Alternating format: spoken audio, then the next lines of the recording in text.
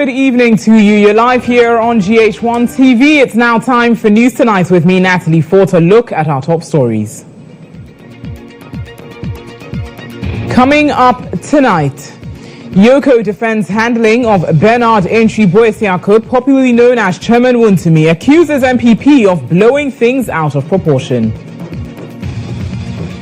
Not just assessed just because somebody feels like it. It depends on the issues they are dealing with, then they assess the terms of the bill. In any case, if they feel that the bill is excessive, the courts are open to them for them to go for a variation of the bill terms. Tonight, we are live at the NIB as NPP leadership fails to secure bail for Ashanti Regional Chairman after more than 48 hours in custody. Minority breaks vow on boycotting parliamentary proceedings until release of Chairman Wontumi. Wontumi, you people should tell Wontumi his people are deceiving him. And he's sleeping there alone and they are here, arguing for more holidays. In business, Communication Minister Sam George calls on telcos to adjust pricing to reflect cedi appreciation to US dollar. And ahead in sports, Swedru All Blacks return to Ghana Premier League after a 16-year wait. Yeah, because 16 years and so a privilege Stay tuned for this special feature and the details on all these top stories here on News Tonight.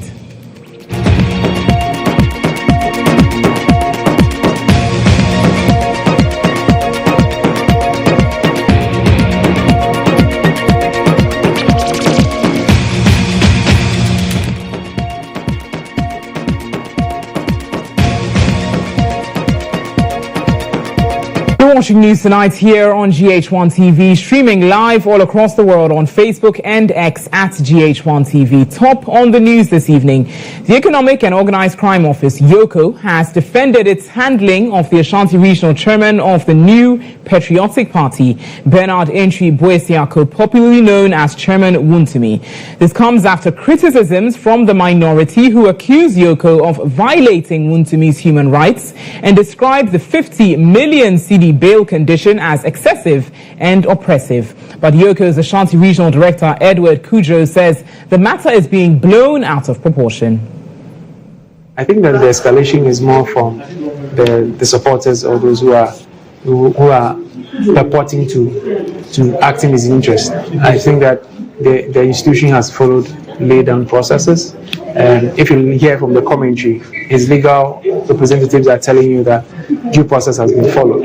It's only those who are on the other side who don't know what really is happening who are making noise. I think that issues of human rights, we've grown as an institution, and human rights are an issue that we want to always respect. And so we afford them the opportunities that the law avails them.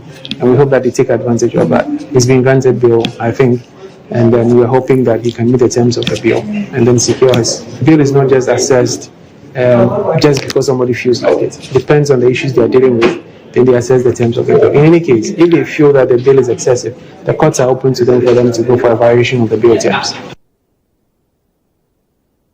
As the MPP races against time to secure bail for Bernard Antwi Boasiako, former Vice President Dr. Mahamudu Bawumia is said to be putting in measures to secure a second surety for the release of the Ashanti Regional Chairman. Bernard Antwi Boasiako, who was moved to National Intelligence Bureau NIB today, remains in custody after he failed to meet bail requirements. You recall the minority and party supporters stormed EOCO headquarters yesterday, demanding the review of bail conditions and his immediate release. Well, the NPP supporters have massed up at NIB hoping to get Chairman Wontumi released. Now to the premises and speak with our reporter, my colleague Isaac Abila, who is there and has been stationed there for some hours now. Abila, good evening to you. Now, let's get the latest on this issue. We understand that the MPP leadership has failed to secure bail for the Ashanti Regional Chairman after more than 48 hours in custody. Fill us up with the details as it stands. Yeah, Natalie, I'm here at the NIB office, and we moved around 4 p.m., we moved from EOCO. Since the supporters believed that he was at the EOCO office, and later on they moved to the NIB office. After hearing some information that Chairman Wontumi had been moved to the NIB office, and so we all moved to the NIB office, and the supporters arrived here, and their demands were that they need an immediate release of Chairman Wontumi. Now, these demands were here, but the security officers who were at the gate, they were not able to allow them to enter.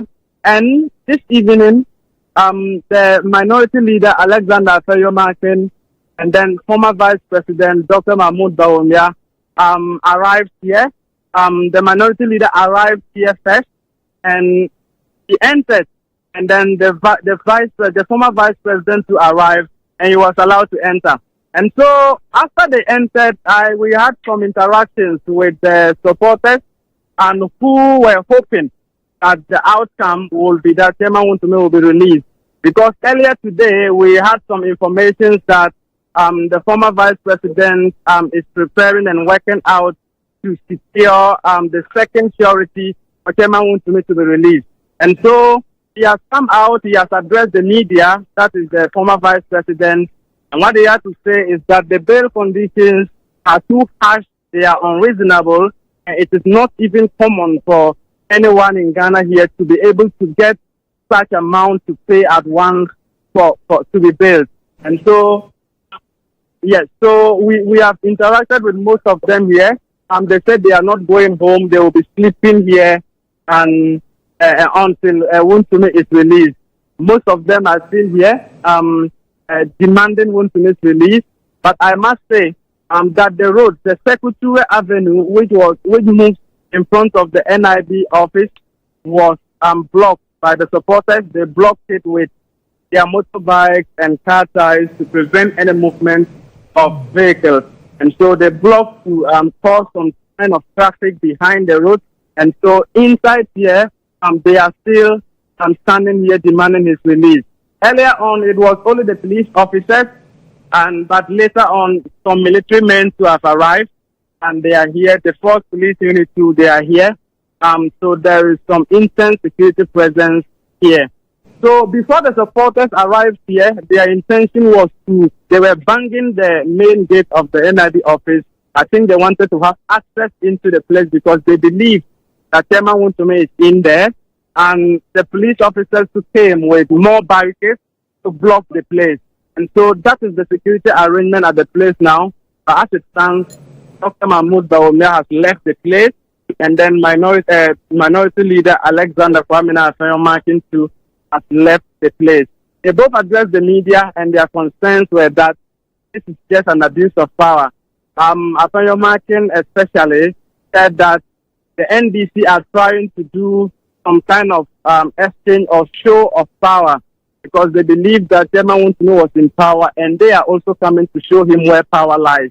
And then the former Vice President who was of the view that the bail conditions are unreasonable. Most of the MPs and the former Vice President are no more here. They vacated the place, but the supporters are still here in their numbers, while military officers and the police officers too are firmly at the gate to prevent any entry of the supporters. However, I must say that we just had some information that he is not here at the NIB office. That is what most of the people here are saying. So about half of the supporters have moved to the EOCO office because some of them believe that he is there. And so as it stands, we cannot ascertain, we don't have any hardcore evidence that Wontumi is at the NIB office because some people have moved back to EOCO saying that he is there. So its exact whereabouts is not known as it stands. But I can put on record that Wontumi has not been released yet, and the second surety has not been met. Right. Supporters are angry. Supporters say they are not going home until the man is released, and so that is what they are telling us here. Thank you very much for the updates. But just before I let you go, you mentioned that you're not entirely sure as per whether he's at the EOCO office or at the NIB as it stands. And the former vice president described the conditions as being too harsh. Aside this, did he specifically lay out what the next steps of the party leadership will be? Yes, so the former vice president, Dr. Bawumia, after addressing the media, he told us that even though the conditions are unreasonable and too harsh, they will work. The MPP as a party, they are working so hard to secure the bill. And so there are two things here. In as much as some of the supporters believe that if he is not released, it is not going to be easy here. Some of them I interacted with earlier said that if the man is not released, they are not going to live here, and it will not be easy. I think the authorities, the leaders of the party, are not on that lane. They are of the view that they will follow due process. They will do the needful and ensure that they meet the bail conditions.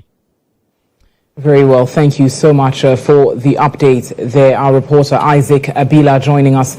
We'll certainly engage subsequently on this as he is still stationed there and will bring us the latest as it happens. You're watching News Tonight here on GHOne TV. In a related development, Member of Parliament for Bolgatanga Central, Isaac Adongo, has lashed out at his colleague MPs in the minority, questioning their presence in Parliament today, despite earlier vows to take decisive action over allegations involving NPP's Ashanti Regional Chairman, Bernard Antwi Boasiako, also known as Chairman Wontumi. According to Mr. Adongo, he had expected the minority MPs to follow through on their public pledge by converging at EOCO to demand swift investigations into the matter. I think to me, very, very sad that you are here talking. He was expecting you to sleep at EOCO with him. You abandoned him to sleep there. And today, you promised the people of Ghana that you abandon this chamber. You are here making a lot of arguments. Wontumi, you people should tell Wontumi his people are deceiving him. And he's sleeping there alone and they are here. Arguing for more holidays. Honorable Adongo, are they supposed to sleep there with him? Mr. Speaker, that is what they made us believe. Chairman of the committee, we were surprised when they were sitting on the ground there. Honorable but when we went there at 7, they had disappeared.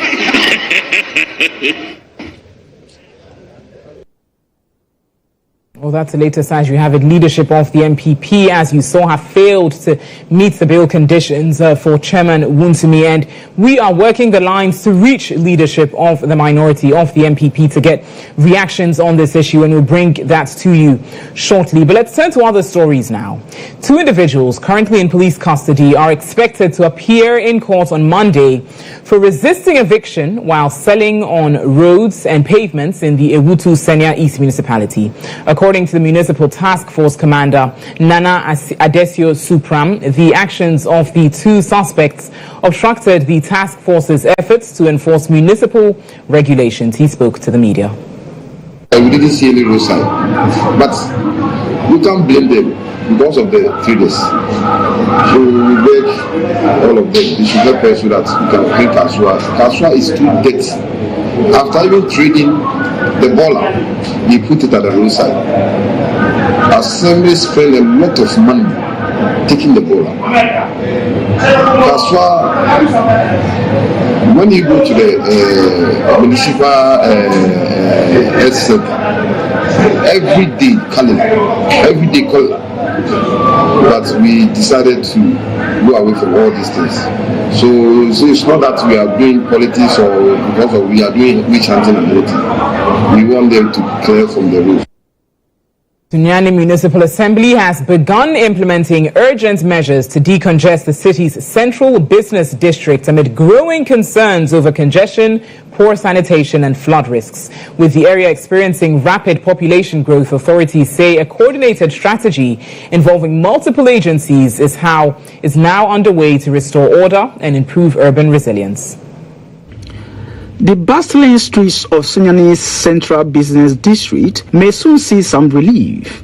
The Sunyani Municipal Assembly has rolled out an aggressive decongestion plan to address the growing pressure on infrastructure, sanitation, and drainage systems caused by the municipality's expanding population.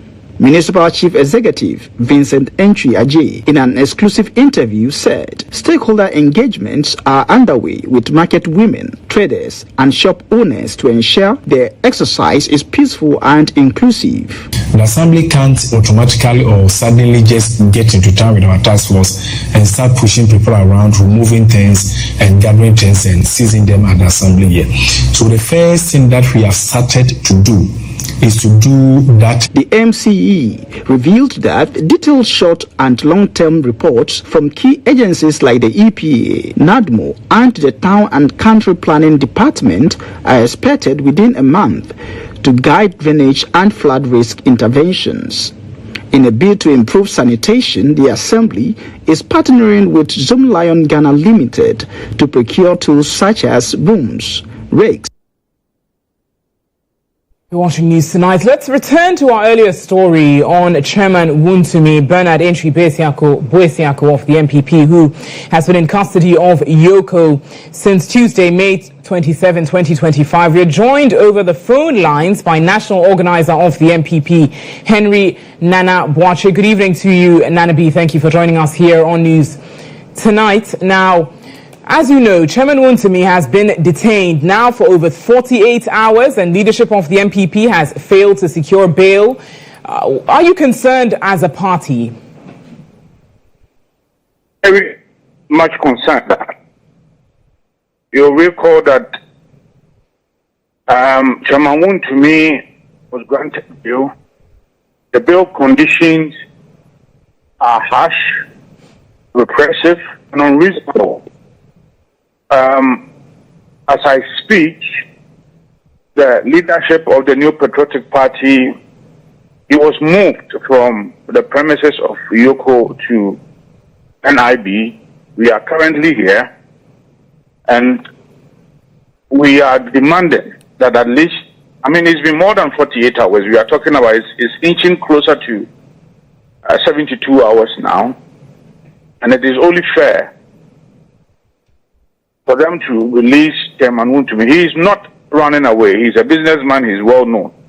We find this as an unnecessary abuse of power, and I am not sure that this in any way will advance the cause of democracy. I am not sure that this needless show of political bravado being exhibited by the government is helpful. So we are calling. Yesterday we joined the minority in Parliament. We marched all the way from Parliament to EOCO. And today we are hopeful that will be released. We are still here. We are still working around to get. So you say that the party leadership returned. So can we confirm as it stands that Wontumi is at NIB? He's at NIB, yes, I speak. He's been moved from EOCO to NIB. Right. Now, you describe this as very harsh. You say it's not in any way going to advance the course of democracy in the country. You've got your supporters who have insisted that they're going to remain at the premises to ensure until he is released. What level of leadership is being provided to your supporters to ensure that things don't turn violent to some extent? I can assure you that if they continue to keep them there, and I don't think that is what we need at the moment. The more we keep Chairman Wontumi there, the more people will be coming closer to the premises, and people will be massing up there, and I'm not sure that is what we need. You are investigating a particular matter, and Chairman Wontumi appears to be a person of interest. An investigative body on Monday yesterday invited him on something different.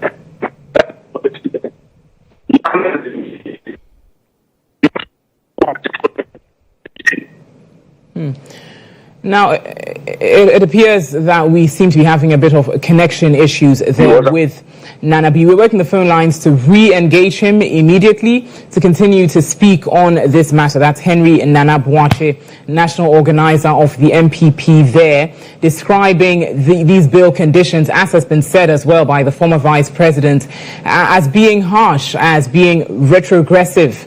And you did hear him speak earlier that as long as Wontumi is kept there, this party supporters are going to remain there. Now, we've been rejoined by Nana B. I hope you're hearing me clearly now, and I believe your line is clearer. Please carry on with the points that you were making there before you left us. Yeah, so what I was trying to say is that this is a person who traveled all the way from Kumasi to the police CID. He's not going to run away. He's a known person. He has businesses in Ghana. So why impose such repressive, harsh, unreasonable bail conditions on this person? I mean, for me, this appears to be more of a persecution. This appears to be more of, let's show this man where power lies. That is what it's turning out to be. Because he was at the police CID, and he had a very fruitful discussion with them. So if you need a person, if you are investigating something, if you need a person, yeah, the person will still be around. So if, for me, out of bad faith, you impose such unreasonable, harsh, repressive condition on the person, then we are moving from the realms of really advancing the cause of accountability into the realms of persecution. That is where I say that it looks like we are just we are democracy that is under attack here. You believe our democracy is under attack as a result of what's going to be the next clear step of the party? I mean, it's clear that across the leadership you view these bill conditions to be harsh, as you have said. What's going to be the next step? So the next step, obviously, the courts will be an option. And then also, as I said, the more they keep him there, the more the political tension will rise. The more people, party supporters, huge numbers, thousands will be marching up there. As leadership, are you fully in support with that? I mean, I believe it may be tough to manage, but having party supporters mass up there, is there any measures you can provide to control that, knowing that it's likely to get violent? The more the people feel that the government is being unreasonable, NIB is being unreasonable, EOCO is being unreasonable, then the more they will also feel that, no, we need to also amass there to show our support. That is what I'm saying. Where is Chairman Wontumi running to? He is not a fugitive of justice, no. Chairman Wontumi is known. So he's not going to run anywhere. You've kept the person there. The law says that you have to keep the person within 48 hours. You need to put the person before court, charge the person. He's been in there for close to 78 hours, 72 hours. What is the basis? That is why I say it looks like there's an unseen hand somewhere saying that, look, you know what, show this guy something. Some unnecessary display of political bravado here. And that is where the issue is. This is most unfortunate. Most unfortunate. Right. And now finally, aside the supporters massing up, are you planning another protest on this as party leadership, as was hinted? That is why I'm saying that naturally people will come out to support Chairman Wontumi. Not because the more you keep the person there, the more you yourself artificially you'll be putting the temperature. So why do you have to do that? For me, it's not necessary. Henry Nana Boakye, thank you for your time this evening. National Organizer of the MPP, joining us on that issue.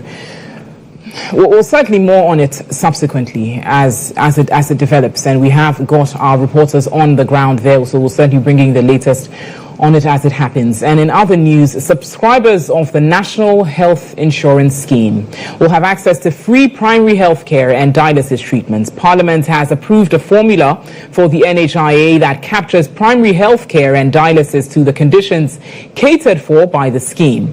The House consequently approved an amount of 10 billion cedis for the authority, 4 billion more than last year's allocation as a result of the removal of the capping policy. Speaking to the media after the approval, Minister for Health Kwabena Minta-Akando assured the Mahama Cares Fund will augment the NHIS for treatments of dialysis without any discrimination, unlike what existed under the Nana Addo administration. You all recall that in the 2024 formula, we allocated 2 million Ghana cedis for dialysis. That is where there was this announcement or a policy direction that people with renal issues below the age of 18 and above the age of 60 will be taken care of by the National Health Insurance Fund.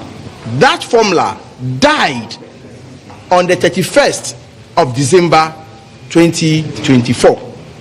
So beyond that, there was no policy in place for dialysis. Now with this formula, what we have done is that we have included the dialysis as part of the benefit package of the National Health Insurance Scheme. That notwithstanding, we are bringing the Mahama Fund, which has already been established, to be dedicated towards the chronic non-communicable diseases. Because we all know that about 45% of our mortality is attributable to the non-communicable diseases, and as a country, we need to urgently find a solution to it, especially at this critical time where our donor partners are withdrawing their funds. Ghana is taking a bold step to tackle a silent crisis that has claimed the lives of far too many young hearts. The National Cardiothoracic Center is leading efforts to develop a national strategic policy focused on pediatric and congenital heart disease management in collaboration with Children's HeartLink, Medtronic and Life Care, and with support from the Ministry of Health and the Government of Ghana. Work has begun to craft the policy for better heart care in children. To boost best heart care services in the country, a national strategic policy seeks to tackle long-standing issues from early detection and timely interventions of cardiothoracic conditions to better funding, equipment and training of specialists in pediatric cardiology. For 36 years, that Ghana thinks of building a bigger cardiothoracic center for the entire nation. It is the only one we have, and we owe it as a duty to the entire population to build a bigger one that can serve its purposes. So this is a big and multifaceted conversation that we have brought all our stakeholders from the Cardio Center, Kolebu Teaching Hospital, from Children's Block, Maternity Block. We have brought Ministry of Health, parliamentarians.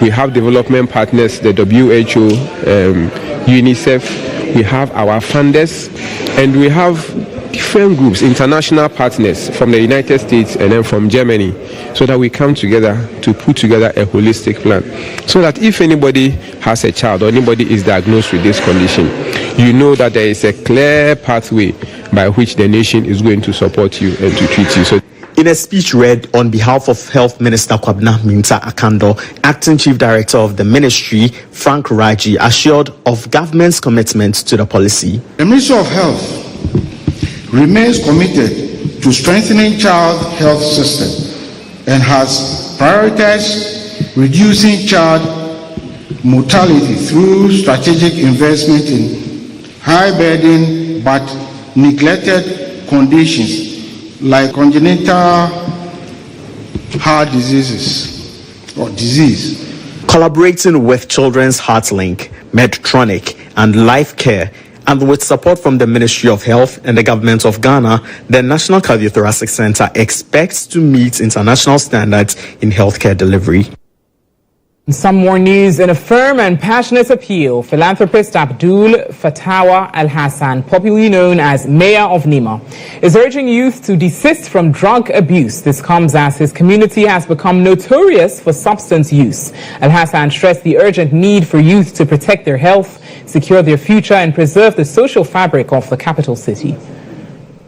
The problem of drug abuse has reached alarming levels, with significant consequences for the country's youth and its socio-economic future. According to recent data from the Ministry of Health, nearly 13% of the youth consume alcohol, 17% use marijuana, and around 8% use hard drugs such as heroin and amphetamines. In a bid to safeguard the youth, philanthropist Abdul Fattah Al-Hassan, popularly known as Mayor of Nima, has joined forces with Bike Life Ghana to launch a powerful citywide campaign against drug abuse, turning the street into platforms for awareness, resistance and redemption. I back this campaign because the ghetto youth, they feel neglected. So I go to them, I sit down with them, I talk to them, we see how best we can solve this problem or this canker. Because you alone, you cannot do it. Even the police alone cannot do it. So we have to come together and do it and make even the ghetto youth, they have to be part of this campaign, which I believe some of them are here. The youth, today you see us riding the whole Accra. It's simple. Say no to drugs because it will destroy you, destroy your future. Stay away to drugs. Mayor of Nima says so. Meanwhile, Deputy Commander of Nima District, ASP Asong Ayarukwa, believes that tackling the menace of drug abuse requires a multifaceted and sustained approach. I'm here to throw my strength behind my brothers and sisters who are fighting the cause for the betterment of the youth of this community. Of course, our future lies in the hands of the youth. And when we see drugs taking them away and other things they do that will not augur them well to have a bright future, we all have to stand up to this call so that we ensure that we just throw our weight behind the community to ensure the right things are done. This initiative seeks to break the silence, confront addiction, and empower the city's youth.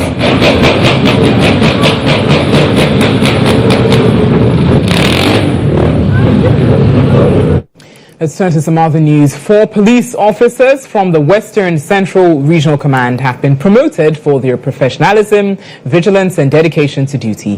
The officers were recognized by the Inspector General of Police for their role in a routine stop that led to a breakthrough in the investigation of a mass murder case near Nsawam.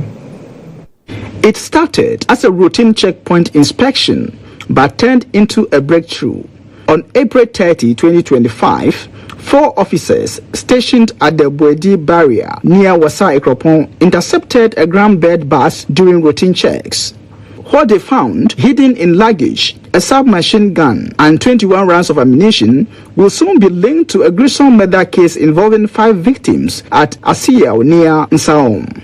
The quick action and professionalism of the officers, Sergeant Festus Gamali Kupi, Corporal Christian Asari, Corporal Nicholas Kinsley Amwa, and Constable Adam Yakubu led to the arrest of the suspects and eventually helped identify their boss, a key suspect in the Nsaum killings. Their effort earned high praise from the Inspector General of Police, Christian Tete Yohunu, who personally welcomed the officers to the police headquarters in Accra, where their promotions were officially confirmed. They were on their routine, regular searches on the road when they discovered this weapon and arrested these suspects without knowing about the incident that had happened in Nsawam and the fact that there was even any connection between the submachine weapon that had been retrieved and the crime that had been committed at Asiya near Nsawam on the 29th. So the murder occurred on the 29th, and then on the 30th, the police officers, these young officers, were able to retrieve the weapon at Bwedi barrier. The police administration says their recognition should serve as motivation to all officers to uphold professionalism and diligence in service to the nation. The police administration would want to encourage all officers.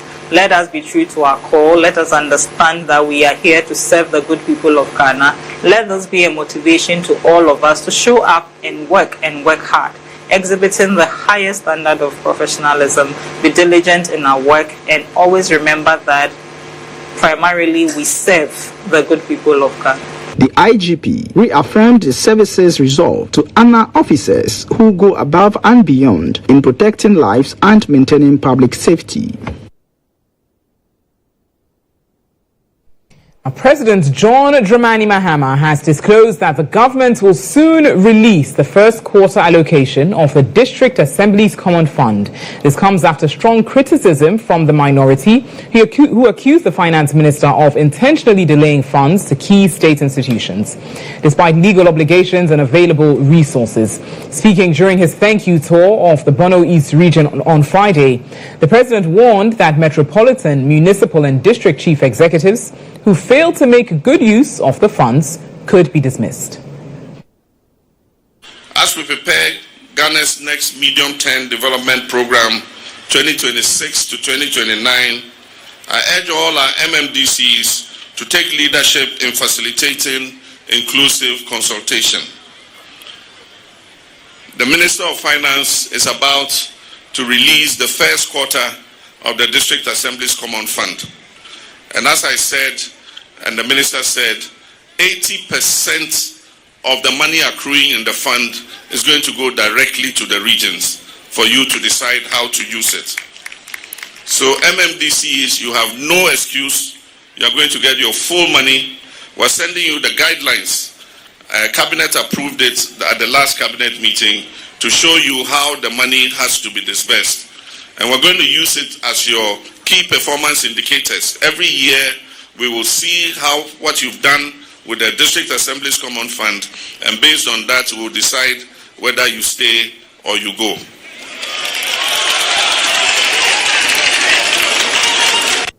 You're watching News Tonight here on GHOne TV. We bring you the latest business news shortly. Do stay.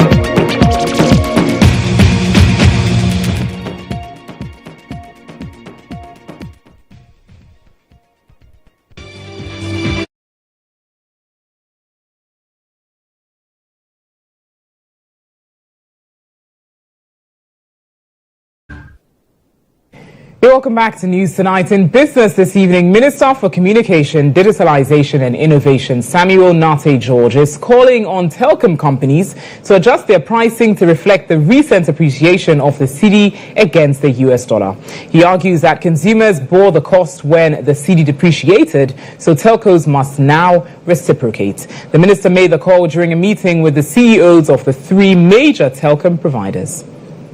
In an effort to ensure value for money through quality service delivery by telecommunication companies, the ministry has selected 48 locations which it monitored and measured the telco service for a period. It therefore emerged that there are gaps concerning the quality of service regards value for money. The minister, who expressed displeasure, used the meeting to impress upon the telcos the need to provide price offerings reflective of the appreciation of the Ghana cedi.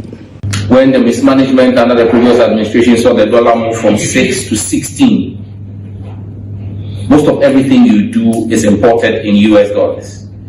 And so the Ghanaian people bore the brunt, and you also bore part of that brunt on your balance sheet. But thanks to prudent management by the Mahama administration, you've seen the dollar drop from almost 17, today it's trading at about 10 point something. 10.2. You know, part of that drop must reflect in the pricing or the value offering to the Ghanaian people. On his part, the Director General of the National Communications Authority, Reverend Engineer Edmond Fianco, indicated that there would be continuous monitoring by regional offices for necessary actions when need be regarding quality of service. Every regional office has been tasked to know their city in terms of the quality of service, so that first of all, they can tell the situation in the city where they are located. So we'll be coming to you with our findings regularly. And like the minister said, after a certain period, we will start applying the necessary sanctions. The three telco CEOs made a commitment to improving service delivery through more investment and capacity building. Because people in the north were complaining to me, it's a big place. They were saying, Stephen, we don't want to come 4 kilometres to come to Tammany in different parts. So this year, there will be 300 Connect stores being rolled out. What's that Connect store? And Connect stores are more like franchise version of our stores, because we can deploy them very quickly. All those cases, we are aware about them. We know the problems. And it's an ongoing process that we are fixing. We understand that the customer doesn't know IP transmission or upgrade or something. The customer wants the service. And that's why we are happy that we are working with you, with the regulating also. But I look forward basically to inviting everybody to come and see our new network in first quarter of next year. So I believe you will all see substantial improvements on all of the criteria that you saw, but it'll be by first quarter of next year. The minister has given the telco service providers until the end of the year to enhance the quality of service they offer to the Ghanaian public or face financial sanctions. And some more business news. The Director General of the Social Security and National Insurance Trust, SNIT, Kwesi Afre-Baini, says it is currently in discussions with 3 banks to utilize their extensive branch network for rapid service expansion nationwide by the 3rd quarter of this year. He says that SNIT is strengthening its relationships with members by augmenting its brand presence while driving digital innovation and harnessing technology. Speaking at a ceremony opening of the 53rd SNIT branch in the country at Adenta, Director General of the Social Security and National Insurance Trust, SNIT, Kwesi Afre-Baini, noted the move is in line with its strategy to expand access, adding that the virtual branch scheduled to come online in the 3rd quarter of this year will together enhance its services. As part of the partnership, staff of SNIT will be positioned at some selected banks and banking halls, allowing members to receive the full bouquet of services from the selected banks. By establishing a physical presence in Adenta, we aim to better serve the evolving needs of our workers and strengthen our commitment to quality service delivery. To bring convenience to our members at the least cost to serve, it was important to leverage on partnerships. And in so doing, our aim is to scale up quickly with an additional 25 to 50 touch points before the end of this year, leveraging on this partnership. The Deputy CEO of the NPRA, Victor Azuma Mejida, emphasized the importance of the new branch in deepening trust in the pension system. We see this strategy adopted by Smith in expanding its presence across the country as a bold step, very laudable initiative. We as regulator have the vision to improve the pensions coverage, which is very, very low compared to other jurisdictions. So, I mean, putting up efforts to expand service delivery from the regulator's perspective is quite commendable. Member of Parliament for Adenta, Mohammed Adamu Ramadan, expressed excitement about the new branch and its potential to improve social protection for his constituents, particularly informal sector. By expanding access, SNET is not only promoting financial security, but also reinforcing its role as a people-centered institution that truly understands the needs of its members. Distinguished guests, a responsive, decentralized and customer-centered institution like SNET plays a vital role in ensuring that workers, both in the formal and informal sectors, can play, work and retire with dignity.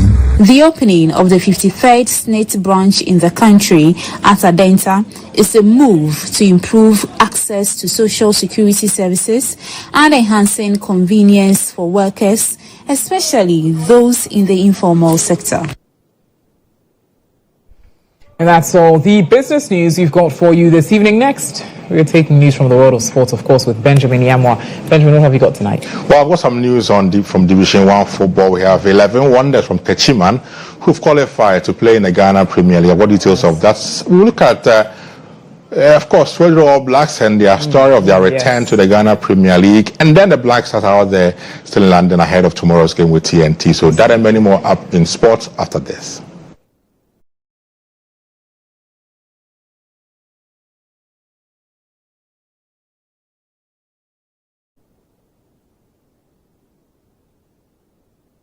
So Techiman 11 Wonders have still the return to the Ghana Premier League after 3 years in the wilderness, overcoming RTU 2-1 in the Division 1 playoff final at Accra Sports Stadium this afternoon.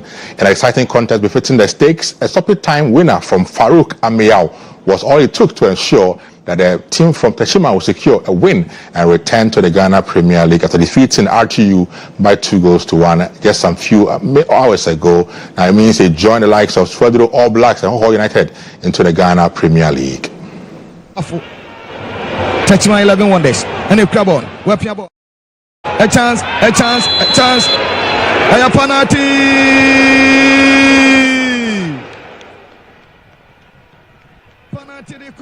Techiman 11 Wonders.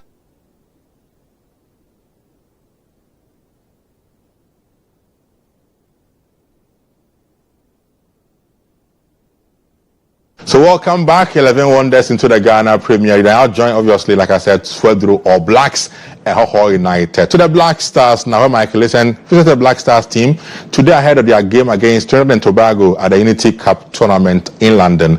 The former Chelsea player made the technical team led by his ex-teammates Otto Addo and also Stephen Appiah. He also shared the moment with players of the national team, most of whom revere him. Meanwhile, Ghana will be hoping to salvage some pride when they face the Caribbean nation of TNT on Saturday. Now, speaking ahead of the game, Coach Otto Addo expects his players to give an improved performance on Saturday against Trinidad and Tobago tomorrow. The game against Nigeria didn't start well, but at the end, I think we took over and had the chance to equalize. So we showed already a good reaction, and surely we want to continue from the second half. Like I said before, it's a big chance for a lot of players. We have a lot of newcomers in the national team who were able to show themselves in the last game, but also in this game. And it's a very, very good possibility for them to make the life for me hard to choose who will come for our next World Cup qualifiers in September. So, and we really want to finish this tournament with a win, and I think we have the quality for that, and we just have to show it on the pitch from the beginning and not just from the second half. And the possibilities are there, and it's just at the end it's just up to us now to show it and to deliver. So 16 good years now, the people of Swedru can finally breathe a sign of relief.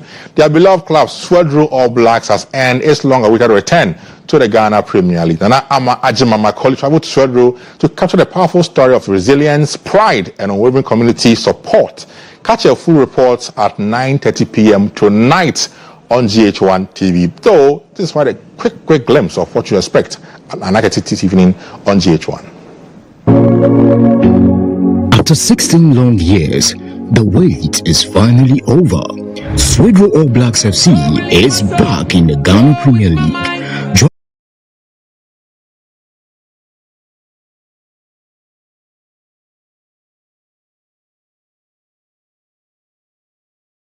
From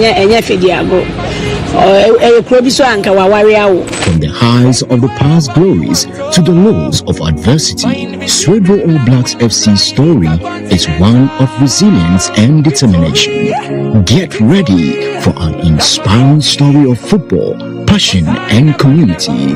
Told by Nana Ama Ajiman, Friday, 9:30 p.m. only on GHOne TV. Victory! That's my story.